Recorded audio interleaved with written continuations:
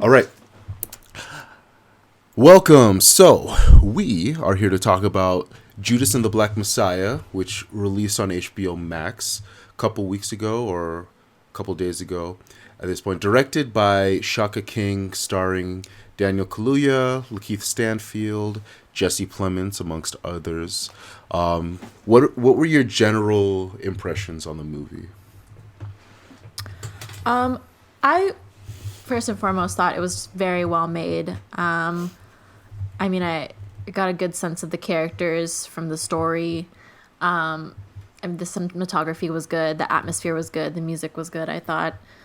So I found myself thinking it was a very well made film. I can't say it was like super enjoyable. There are some good parts, but it's a pretty serious film, and overall it kind of made me feel sick at the end. I think I mentioned it on our stream, but it was I think it was a well made film.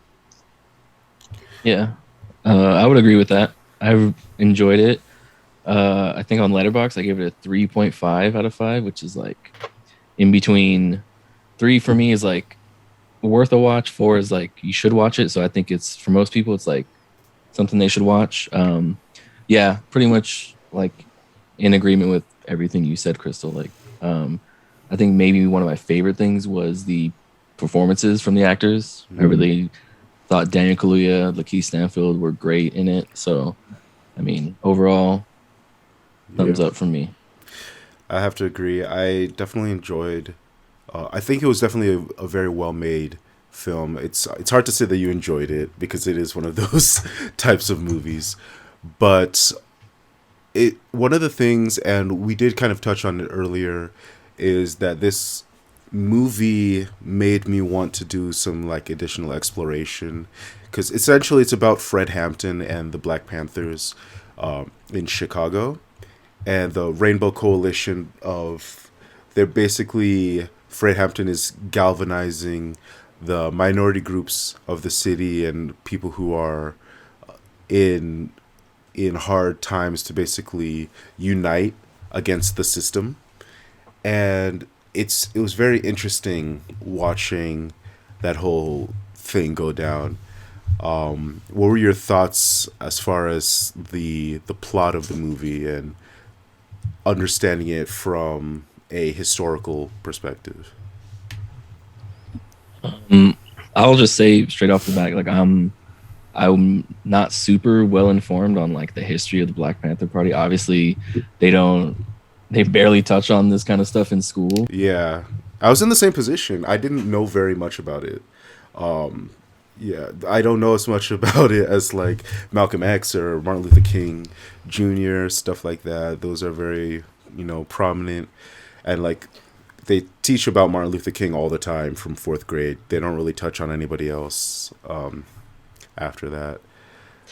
Yeah, but it is like even without knowing too much about it, it is I think kind of what you would expect. Knowing if you have some knowledge of like how the government operates and how they kind of dealt with the existence of organizations like the Black Panther Party and these other groups that they considered radicals or terrorists. So I think it's like well made in that sense that it didn't really shy away from that, and they really did give like at least to me what seemed like a realistic view of how these leaders like Fred Hampton had to navigate that kind of political landscape while also trying to bring about social change and like doing everything they were doing, like the Rainbow Coalition putting together like these different groups to try and accomplish something. So I think it was informative at the very least. Like it was a cool, not necessarily cool, but what seemed to be an honest look at how what the Black Panther Party like went through during this time, of trying to bring about some change. Yeah, one thing that stood out for me, because, like I said, they barely touch on it in school. And when you do hear about the Black Panthers, it's not necessarily painted in a bad light, or sometimes it is, but it's like more neutral than anything like, oh, the Black Panthers existed. And then like you don't think like, oh, what happened to them? But this kind of like shed more light on how it, wasn't just a movement. Like it was also, they were big on like community outreach, and just like lifting up, you know, the community that were like underserved largely at that time.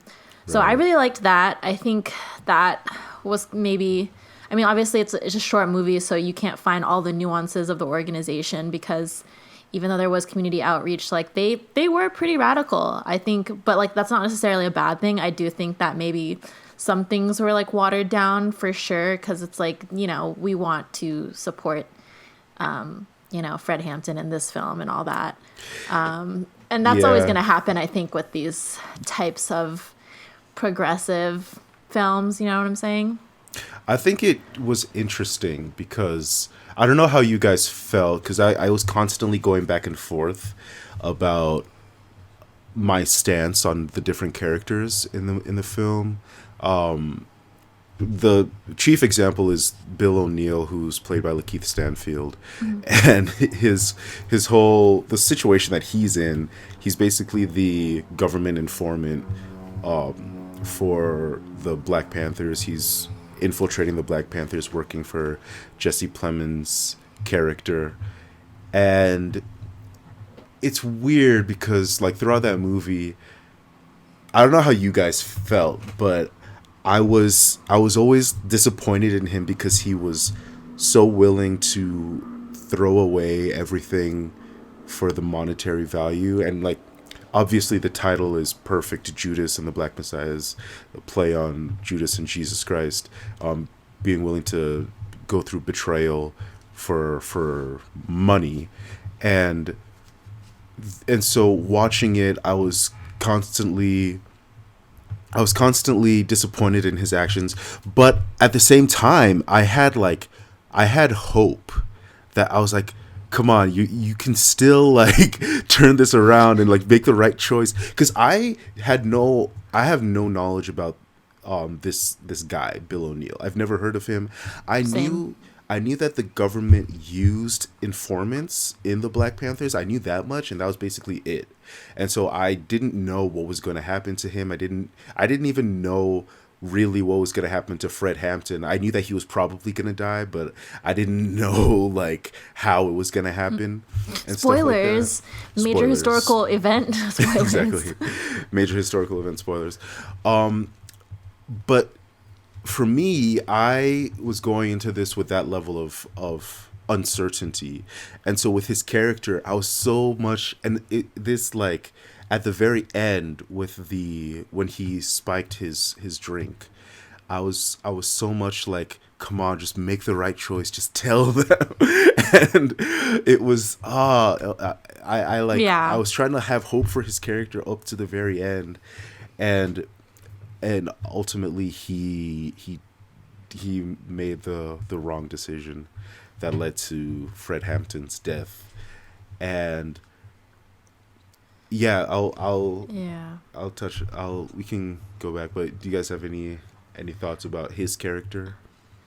I mean, yeah, I felt the same way. I was like, oh, like maybe he'll turn things around. Maybe he could like warn them. Like they already have plans to, I don't know, kind of get out of that area and maybe find safety.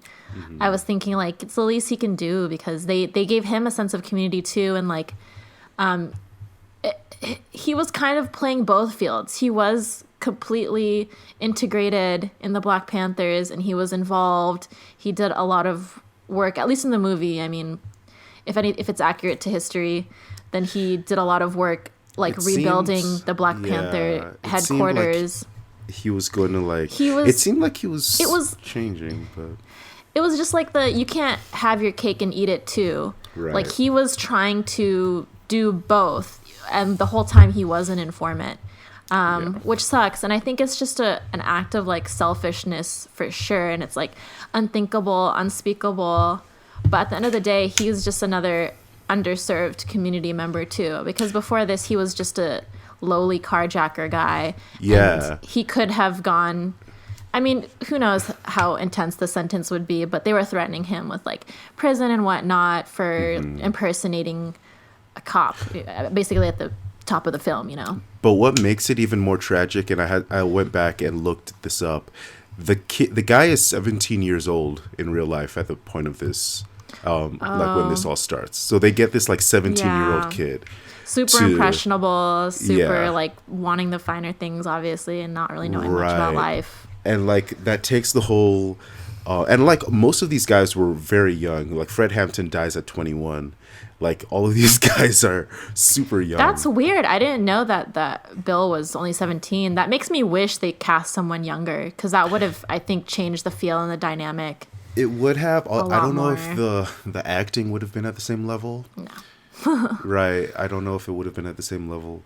But yeah, it definitely They they were puts young. it into perspective, and it's you want to be like you want to have like anger against that character, but then you think about like he's a 17-year-old kid and he made a choice that most 17-year-old kids will probably make. He's not really thinking about consequences years down the line, and that kind of makes the very ending so much more tragic, where we find out what happens to him in real life. But yeah, if you want to find out about that, I'll probably say just watch the movie, and it'll tell you, or you can do your research if I you know want these to. people existed. Yeah, I do want to. You bring up an interesting point. I didn't know he was 17. So like when you said that, I was thinking like, man, who maybe could have been cast, who could have pulled it off, but also looked the part, you know? Mm-hmm. Mm, So maybe I don't know. I'm just gonna keep that in mind in the back of my head while we're discussing, because if anybody comes to mind, I'm curious who might have Fan been. cast. Yeah, but yeah, in terms of the character, I think it was like, yeah, much like you guys, I was kind of torn about it because obviously he's surviving. You know, like he really probably felt like he didn't have a choice because they were, you know, threatening him with putting him in prison. But you know, as he kind of spends more time with them, obviously you kind of see the him feeling like he doesn't want to do this and like he might change. And at a certain point, I thought he might. At least me watching it, I was like, oh, maybe he's gonna like just say, you know, forget about the feds. I'm just gonna stick with the Panthers. And but you know, obviously that doesn't happen. But and I'm sure that's, you know, realistic in a sense, and especially thinking about there's like a snippet of an interview with him at the end of the movie where he says exactly that. He's like, yeah, I mean, I was surviving, like I was part of the movement and I was like in there doing the things that they were trying to accomplish, but I was at, you know, ultimately he was doing all of that for his own survival, you know. So it's really, he's just a guy trying to, you know, stay alive, basically Yeah. trying to stay out of prison, trying to, you know. Yeah. I think I think that's a good tool that they use, like his character and like his turmoil plus like the atmosphere of like the film. I think paints a good picture of like the tumultuousness of that time because this is like the 70s, right? And so we're just coming out of like the height of the civil rights movement, and like this is like just before like the war on drugs and stuff. So there was like a lot of turmoil going on, like underserved communities are just feeling like more and more hopeless. And I feel like I really kind of got that tone and that tension throughout the film for me. And I think that, I don't know, that's just good filmmaking. definitely, definitely. And I like the music that they used too in the film. I think they kind of did their research this time to, I don't know, make it fit with the tone. And like there was also like a bunch of recordings of like other like activists too, and like, you know, some of their like speeches and stuff, and they like quote a lot of other activists in the film. So that was pretty cool. Yeah, it's crazy, like having this. Admittedly there's, you know, exaggerations and liberties taken with certain things, but this look into the past, especially around like the U.S. government and the way that they infiltrated and destabilized certain movements, and when you have in mind that like this is like 50 years ago, Yeah. And these people are still alive. Like, these people probably might still have some influence. Like, and it's crazy to think about Yeah. um, And yeah. the country that we live in and the future ahead Yeah, of that's just an us. FBI team, and that's just like a, you know, a national organization. Like, think about like the government and destabilizing other countries. Like, Exactly. I mean, it happens. This is Exactly. all like stuff that's on record, and like, you know, we Yeah. did this as America. But Right. I think it's good to have that kind of like stark reminder, just to kind of like keep it real, you know. Yeah. Yeah. But this was definitely a good one. Yeah. Go ahead. I do think, yeah, a reminder I think is a good word for it, because it's like not really, we don't get too many films like this that are like a kind of raw look at historical moments, specifically in American history, where it's, you know, something that, like we said, like in our education system, like they don't teach us about the Black Panthers. They don't teach us, like, you know, the civil rights movement is talked about to the extent of like Malcolm X and Martin Luther King. You know, we don't, there's so much more there that people aren't really exposed to. So I think it's good for people to see a movie like this, and who maybe wouldn't know otherwise, and they'd be like, oh shit, this was like crazy things that the government like Yeah. did, and how, you know, people Yeah. trying to start a movement were kind of dealing with it. It's crazy. Because yeah, we're very much uninformed about this stuff. And the first time I heard about Fred Hampton was in a Kendrick Lamar song, and it's you know, it's interesting. I'm glad that we have this now. But yeah. Yeah, I think they do a good job of just using broad strokes to kind of like paint a picture of like the movement and like how unfair things could be, you know, when people try to kind of oppress, you know, movements like that just want like rights and all that. But I mean, yeah, I think they do a good job of using broad strokes to just like, I don't know, give us a general picture, and hopefully, I don't know, inspires like other people to do like their own research and like get into it fully, because it's like, you know, not just one movie is gonna kind of Right. explain everything. It's a very nuanced story with lots of different sides. So Exactly. Exactly. Yeah. Historical media is so important. And especially like whether it be something like this where it's like a biopic, or literal documentaries, or like, I guess, to draw a parallel that's kind of, I think, maybe appropriate but related to something else. But I tell everybody that I know in life to watch Chernobyl, the HBO series, because it's so like Yes. important, I think, for people to know like what happened. And that was like Yes. Yeah. a couple of years before we were born. That was in the 80s. Like, Oh, that shit. just Right. happened. Right. So it's like, I think it's things like that are, it's important for people to know, you know, because, you know, we don't always learn about these things any other way. So if somebody Yeah. makes a well-made movie or a TV show about it, like, that's one way to get informed. Yeah, because then it keeps from like all that history from repeating itself. If the more informed you are, like the better chances of like just not repeating all that stuff, you know, like intense nationalism, or I don't know, just yeah, it's good to not be ignorant, I guess. Right. Yeah. But definitely thank you for joining us. If you have any thoughts on the movie, definitely put that in the comments down below, and we will see you next time. Peace.